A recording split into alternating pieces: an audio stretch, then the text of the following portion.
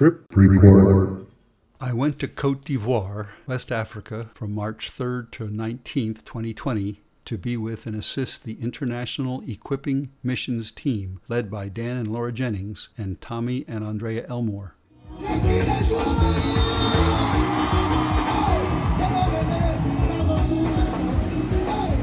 Good morning, everyone. Bonjour tout le monde. Hallelujah. Amen. Hallelujah.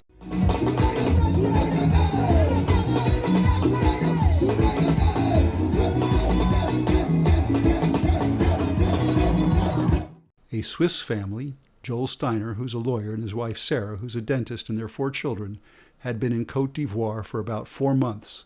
In addition to being a great help with setup, Joel and Sarah could minister in French, which meant one less interpreter, a blessing for everyone.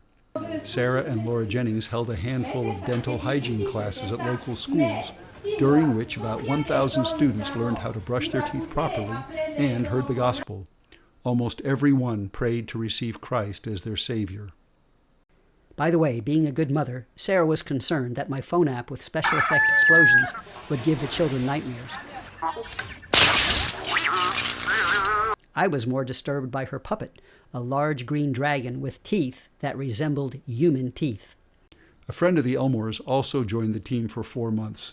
Grace, also known as Princess Grace, helped with the children's ministry, various chores, and shared her testimony during the main evening meeting. The Lord answered prayer for the weather. Not a single meeting was rained out, even though there was unseasonal rain in many surrounding areas. However, the rain on the night before the first meeting resulted in bugs in swarms I would not have believed if I hadn't seen them. Now, I had previously been astounded by post-rain African insect swarms, but this was an entirely new level. If there ever were demonically inspired insect plagues, this surely qualified. At one point, it was as if there was a vortex of insects like a mini tornado that descended on the singers. By God's grace, they kept singing and the onslaught of bugs retreated.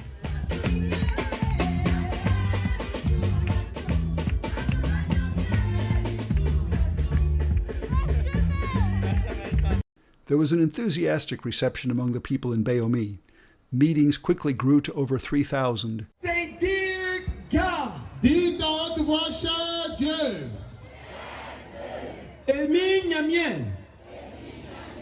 I confess that I'm a sinner. je confesse que je suis pécheur.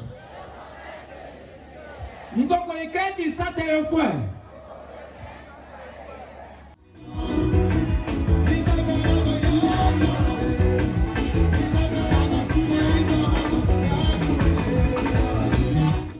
And the follow-up morning teachings packed out the nearby church building. By Saturday morning, there were dozens or perhaps hundreds standing outside. There were dozens of testimonies of healings, including a lady who had been blind for years. A lame lady was healed and jumped up and down exuberantly. An extraordinary miracle was a woman in a nearby village who was healed while listening to a phone call from her son who was at the evening evangelism. A sorceress turned to Christ and the next day brought her occult items to be destroyed. Arriving back in Virginia has been almost surreal.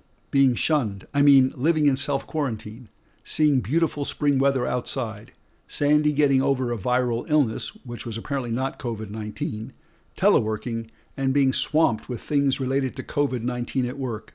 Our friends in the church and our neighbors have graciously gone grocery shopping for us, and we've already had a home group meeting using Zoom.